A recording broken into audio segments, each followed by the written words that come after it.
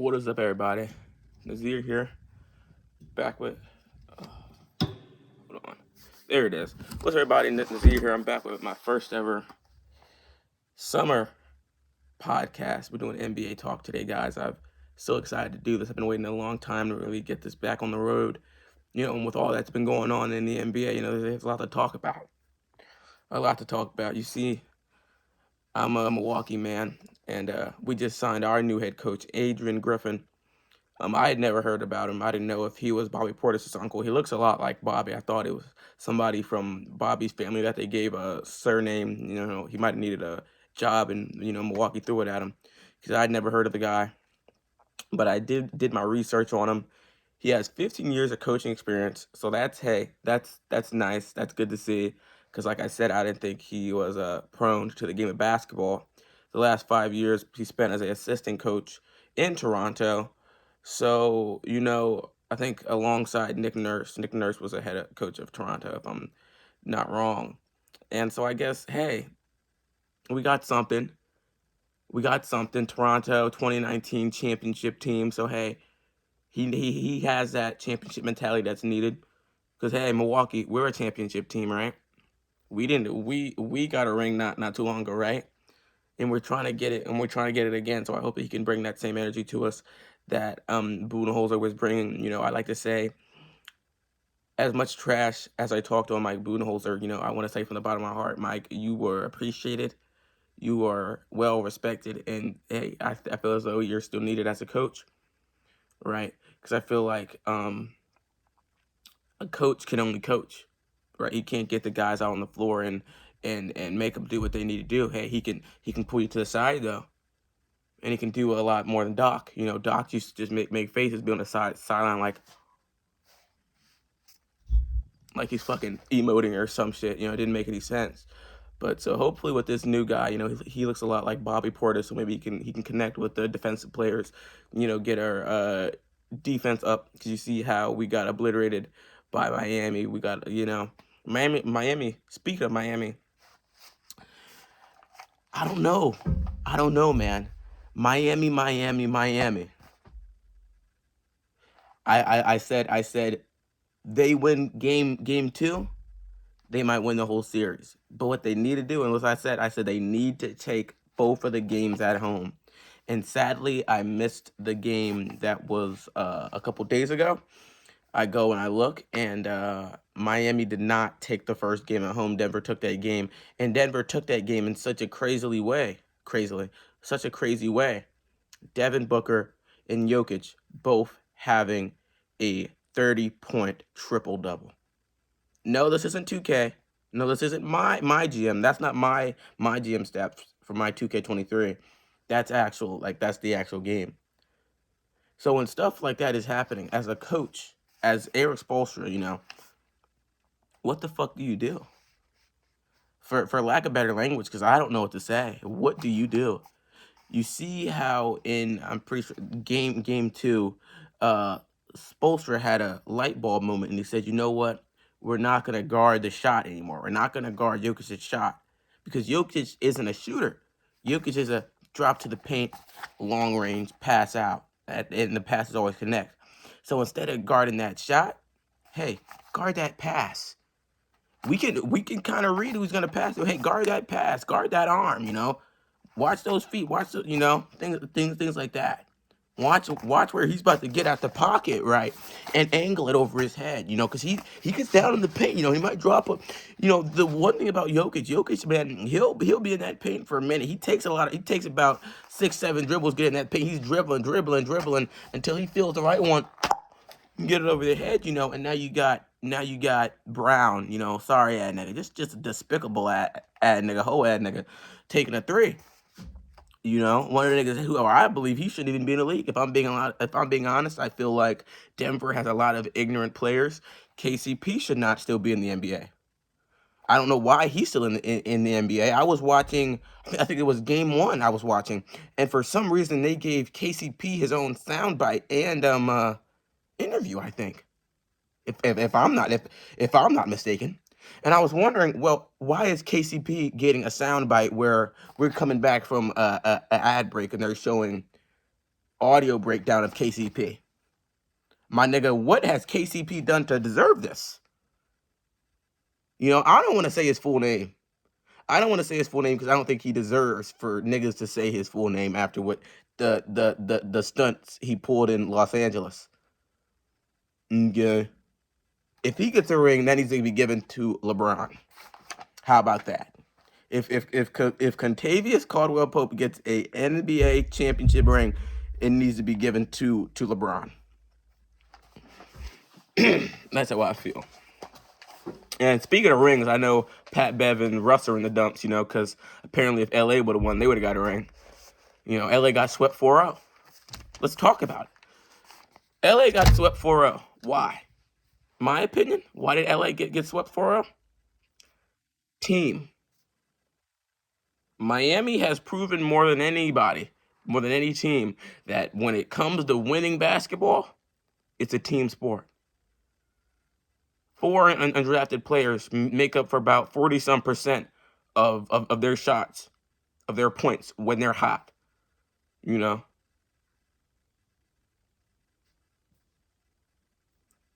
Gabe Vincent, Caleb Martin. Martin's better than Vincent, in my opinion. Those type of guys, they're high energy, high value guys that really bring a lot to the floor when they are playing. And that's another thing that I've noticed in the NBA. It lacks consistency. The only team so far that I've seen that has not lacked consistency is Denver. You know, Celtics, they lacked consistency. The Sixers, they had James Harden, so they weren't gonna lose. They had James Harden, Joel Embiid. Joel Embiid, I don't want to speak on those niggas. The only people I support coming out of Philadelphia basketball is Tyrese Maxey. That is the only player on that team that I can say I support. Because even Harris for a minute, I supported Harris. He started hooping more like J. Cole than Tobias Harris. You know, there was points where I thought, okay, so maybe that's J. Cole in right now with the shit that he was doing. Utter disgust. Utter disgust. But so let's get back to the Denver-Miami. Sorry, I went off at a tangent. Denver-Miami, right? So you got Jamal Murray and Jokic dropping 34-point triple-doubles.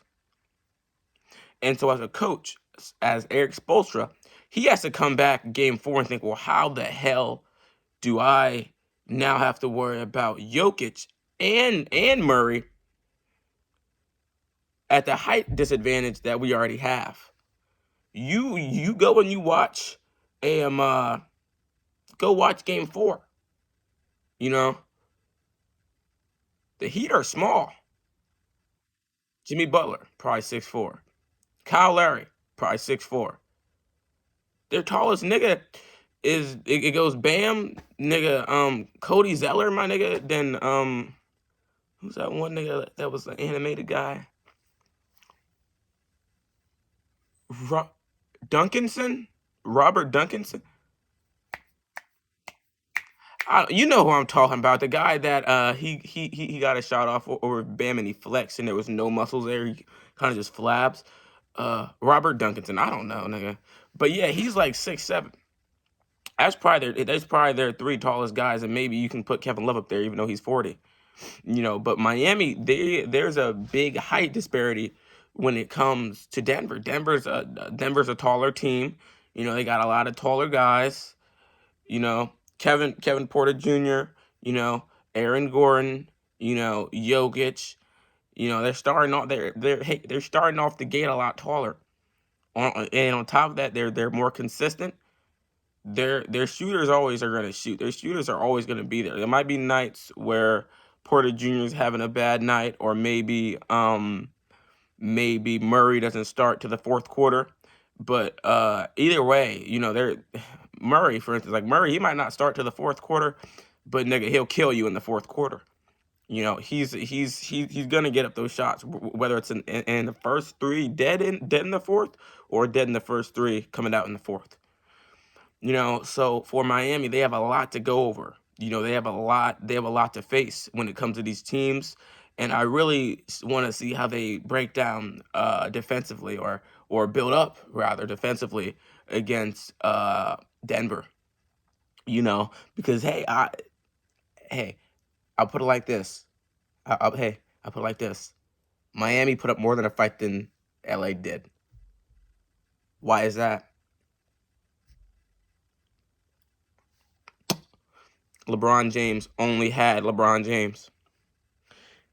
If I'm running the front office of Los Angeles, Anthony Davis is getting traded.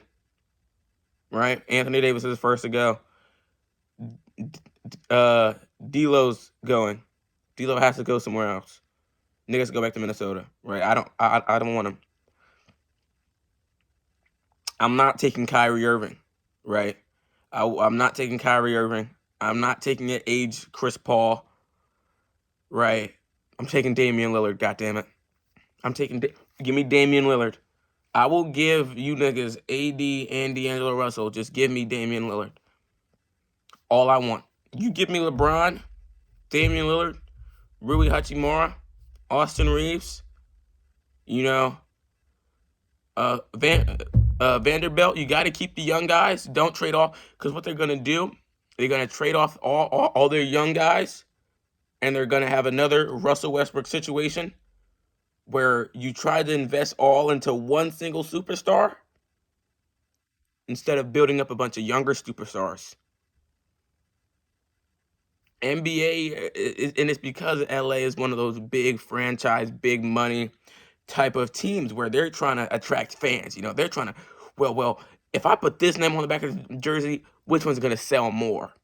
Instead of, you know what, how the fuck are we going to get a ring? Right? How can we build a successful team that we can build up over years? Right? And that's why I think they have a really good young core if they just train them, get them a couple more years together. But D'Angelo Russell and Anthony Davis have to get the fuck out. You have to get, because the only way I would re-sign Anthony Davis is if I'm paying him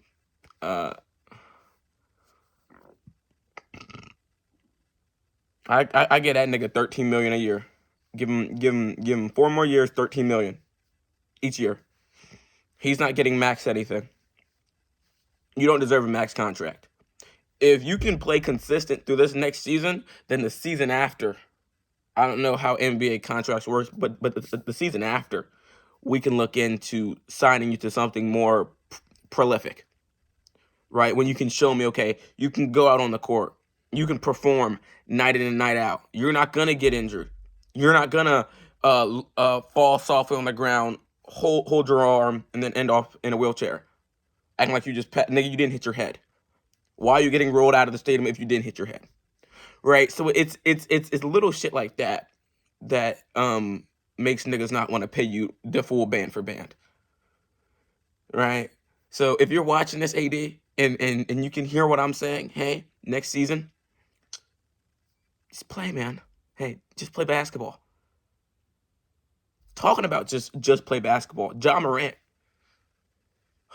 Talking about just play basketball. Ja Morant. Talking about this nigga about to make me turn into Skip Bayless. Okay. Hey, he's about to, hey, he's going to make me turn into Skip Bayless. This nigga Ja Morant is retarded. This nigga Ja Morant is probably one of the most and niggas I've ever known in my life. I don't even know the guy. First incident, gun in the club, flashing a gun, whatever, okay? Adam Silver, he said they sat down, talked about it, suspended a couple of games.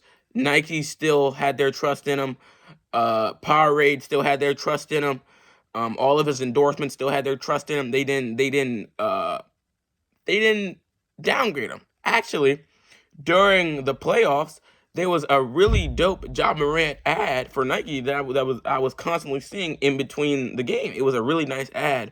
It was like Monday, Tuesday, Wednesday, and his car would pull up, and he's in the gym. And so like he was still being advertised heavy. He was being advertised heavy because Ja Morant is gonna be the LeBron for the niggas that are coming up. Because you gotta think LeBron's gonna be gone soon. Giannis don't got that much in him.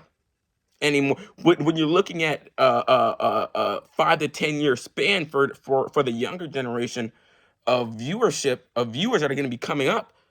So they're trying to find anybody to push. And Ja was that nigga that they were gonna him double cross step back swing push, right? But now we see another video. Ja Morant with a gun. He's with a bunch of his gang bangers. My nigga, you make 200 some million a year. You're not in any streets.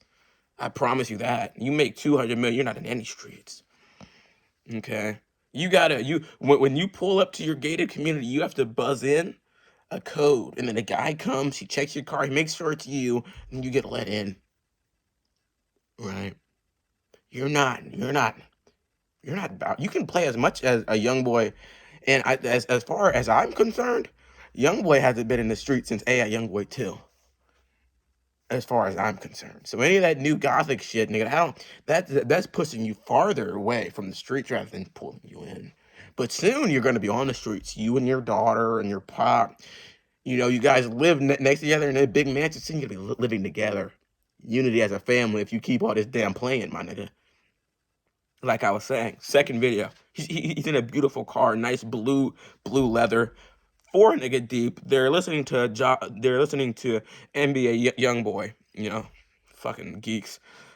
Lucky's where it's at. But they're listening to NBA Young Boy, and they're hype. Niggas getting niggas, you know, and the camera switches over to Ja, and the first time the camera went to Ja, he was just vibing, listening to the music, and then the second time, this nigga says, and then the camera switches back like all shocked and shit, because the cameraman's probably thinking, well, nigga, why'd you just do that for?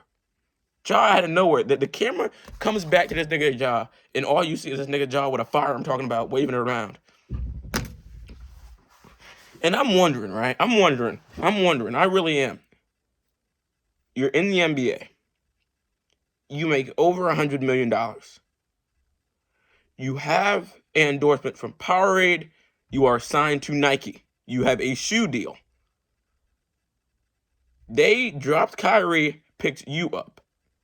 There was a lot of energy that comes with that because Kyrie is that nigga still to this day. Okay, Kyrie is the Kanye of basketball. Okay, I don't give a fuck what the fuck that nigga says, nigga. It's still Kyrie Irving. But so be it. Nike drops and they pick you up. You are a NBA superstar. You are making bank. You go to Memphis and you hang out with them rappers. You could buy them niggas. You are making way more money than them niggas. You go talk to NBA Youngboy. I promise you probably have more money than that nigga. Right? So why the fuck do you want to degenerate, my nigga, and go back? I don't even think you're even from the streets, bro. I don't even think that's really where you're from. So why are you trying to go back to something that you're not from? What is the appeal of being poor when you have the money? Why would you want to be poor when you have the money, nigga? These niggas, Mikey Williams, this nigga, 5 felony charges. He didn't make it to the league yet. Signed to Puma. You walk into your high school, you're richer than any nigga at high school. So you're signed to Puma, NIL deal, whatever it's called, making bank, and you throw it away because you want to be street? AI didn't do this shit. Allen Iverson didn't do this. Allen Iverson, he stood for himself and who he was as a man, but it wasn't ignorance. Yeah, there was talk that he threw a chair at John. That wasn't buffoonery.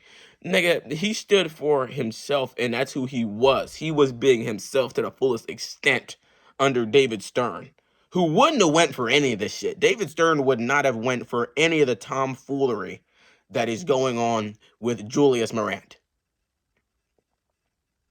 But what I'm saying is there's a clear difference from what AI was doing and what people like Mikey Williams and Ja Morant are doing. They are being ignorant. That's just blatant ignorance, and I'm wondering why.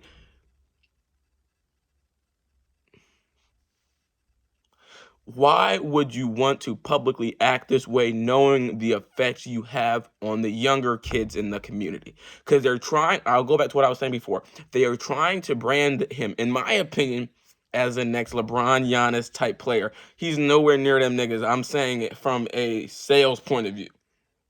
Because you have to admit, Ja coming into the NBA, he's great branding. A young African American man, a young guy making a whole lot of money. Nigga can jump high. He gets cool clips, little clips that they can post to their Twitter and their Sports Center and this, that. He's easy branding. So they were going to try to take that and run with him. Memphis had Mike Conley before that nigga. Niggas ain't talking about Mike Conley. Mike Conley was a household name type shit.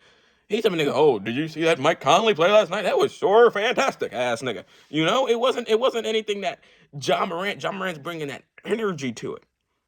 And it's so easy to market energy, especially in a sport like basketball. And that's why I believe it was Adam Silver was a lot more lenient the first time, because he's thinking about the bigger picture. But now it gets to a point where it's like, well, we have this huge problem on our hands, and at the end of the day, we are a huge business. Adam Silver's looking at it. We're a huge business. And we can't just risk that just for one single athlete. So I'm scared what happens to him, but whatever happens to him, he deserves. I'll tell you like this. No, that's going too far. I'm not even going to say that. I'll say this. People in his life that are supposed to be his parental figures need to start acting like that instead of acting like that nigga brother.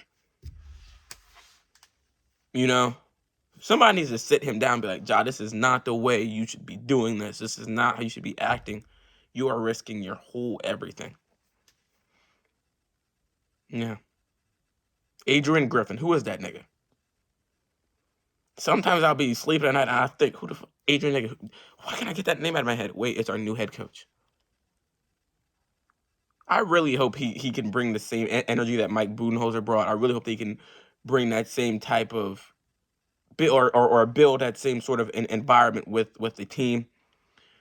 Because man, oh man, boy, oh boy, I would hate to see something happen to my Milwaukee Bucks starting next season. I would hate to see a decrease. I would hate to see us go the wrong way. I would love to see us build up. I would love to see us get rid of Chris Middleton. I would love to see us get rid of Jrue Holiday. I would love us. I've been saying, I was saying this for so long. Chris Middleton needs to go. I don't know too much about Jrue Holiday. I'm just upset on how he played against Jimmy Butler. However, Chris Middleton 100%, 150% needs to go. And the craziest part is, because keep it a buck, Milwaukee fans, NBA fans, who are you getting for Chris Middleton? No, like honestly, who would we acquire for Chris Middleton? Crickets, my nigga. Cricket. They make like the. Who would we acquire for Chris Middleton? What is he worth? Right? I don't know. Nobody does. Because Milwaukee has him in this sort of Udonis Haslem-esque bubble type shit. We're treating this nigga like he's Udonis. He hasn't done that much for us. Why are we holding on to him?